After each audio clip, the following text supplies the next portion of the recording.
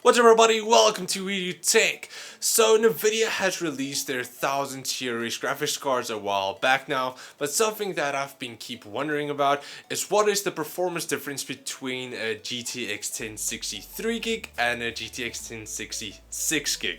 So what does the VRAM really offer you, and is it worth the price? Because there is a price difference.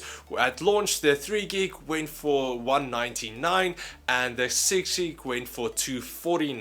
So there is a price difference. So this is what this video is going to be about, to find out if it's worth that $50. But now to find out the difference between the two, I took my Gigabyte G1 1060 3GB and put it against my ASUS Strix GTX 1060 6GB to find out the difference. For the test bench, I used my old system, which had a i5 3570K running at 3.4 GHz and 32 gigs of Corsair Vengeance memory running at 1600 MHz. Also, both of the 1060s was not overclocked. I wanted to keep it as stock as possible, but keep in mind the difference in boost clocks does vary from brand to brand. Now, to keep the video a bit shorter, I did cut out some parts in the games and in the benchmarks, because otherwise the video would have been too long. So if you see any difference between the frames at the bottom and at the top, that's because of that. For the benchmarks, I did take the final score that's at the end of the benchmark and added it in, so that's why you would see that is a bit of a difference there. But I did take up the final score at the end, so don't worry about that. But with that, let's get into the benchmarks right after this. Do you live in South Africa and want to get yourself some awesome new gaming products? Well, check out RebelTech. They have extremely low prices and stock all the major brands like ASUS, MSI, Gigabyte, Corsair and many more. They also have the new Ryzen Threadrippers in store, and when you purchase any selected ASUS ROG monitors, you will get a copy of PUBG for free. So check out the link in the video description to go visit RebelTech.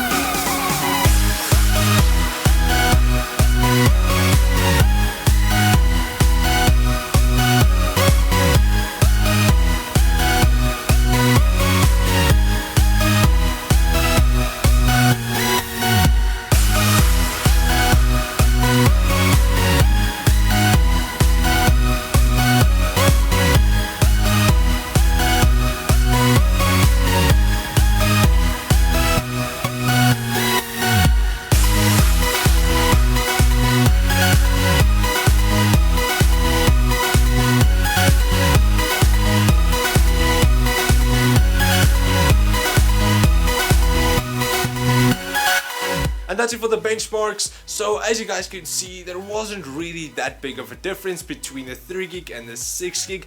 Only in Rise of the Tomb Raider, Doom and GTA could you actually see a difference, and in GTA was probably the biggest one, where it didn't even want to go into full screen and a lot of the textures didn't want to load. So that's where a lot of VRAM is needed. But just to keep in mind, I did push the graphics cards to the max. I did bump up the graphics way too high with GTA. The amount of VRAM needed was even more than the card had, so that's why I couldn't load the textures properly.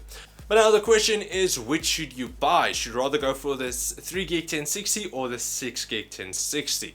Now, if you're only going to game in 1080p, the 3GB should be fine. But if you want to go to 4K later on, you're going to have to go for a card which has more VRAM. Also, games are advancing very quickly now, so a VRAM is later on going to be needed. So if you want to future-proof, rather go for the 6GB, which has a lot more VRAM, because later on the 3GB will struggle to keep up with all of the textures that has to be loaded. But like I said, if you only want to play 1080p, rather go for the 3GB and save up the $50 because it is a lot cheaper, and then you can later on buy a new card in about 2 years or whatever. So yeah, that's pretty much it. If you are looking to buy any of these cards, I will leave a link in the video description where you can buy it on RebelTech in South Africa and on Amazon. So you can just check out the links in the video description.